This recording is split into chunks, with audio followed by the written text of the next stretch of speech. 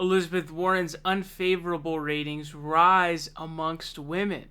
So this is not a good look for Elizabeth Warren. Now, it seems to be the case that it is very evident that Elizabeth Warren's attempted barrage against Bernie Sanders, whatever it is you want to call it, beef, attack, whatever, right? It is abundantly clear that it has backfired on her completely, okay? Completely. So, there have been new polls. It says, U.S. Senator Elizabeth Warren's unfavorable ratings among women in the Granite State have ballooned by 5 points since she accused rival U.S. Senator Bernie Sanders of saying a woman can't win the White House, a new poll shows.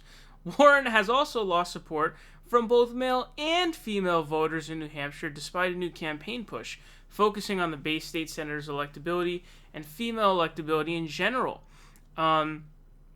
Quote, "Can we just address it right here? Women win," Warren said at a 300-person rally in Davenport, Iowa, Sunday.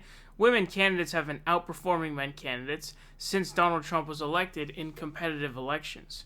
So she's again tripling or quadrupling down at this point on her comments and her lie about Bernie Sanders, claiming that he said that a woman can't win in 2020, which is very obviously a lie, okay? So she's also arguing, I guess, that women are better candidates than men. I don't really know.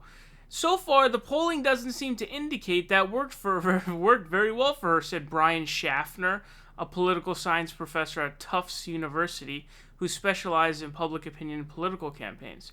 According to January 13th FPU Herald-NBC 10 poll, 12% of Granite State female respondents had an unfavorable view of Warren. That number jumped to 17% in Monday's poll conducted between January and 23rd through 26th. The poll put Sanders in the lead with 29% of the vote, VP Joe Biden with 22%, and Warren with 16%. Says Warren is also struggling with male voters, with 11% of men in the poll backing her and 18% of women. Sanders has picked up a majority of male supporters, with 34% of men polled backing him and 26% of women. Now, it also does say that Bernie's unfavorable ratings have increased since his clash with Warren, with 19% of women viewing him unfavorably, so that seems clear. So it looks like a 4-point uptick for him as well, which is unfortunate. I guess there's people who are going to do that.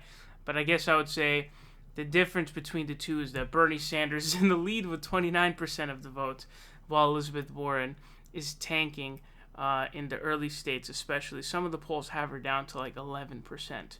So she has seriously fallen off, especially if you go to Real Clear Politics and you look at the national average.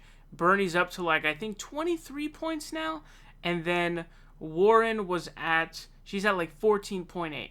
So it went from them being like neck and neck to Bernie has sort of separated himself. He's going north and Warren's staying stagnant and going a little bit south. So what this means is definitively that Elizabeth Warren's attempt at distinguishing herself from Bernie Sanders, smearing him, lying about him, and by the way, triple and quadding down on it. So a big, to you, Warren, for doing that. You're a disgusting human being for lying about him like that.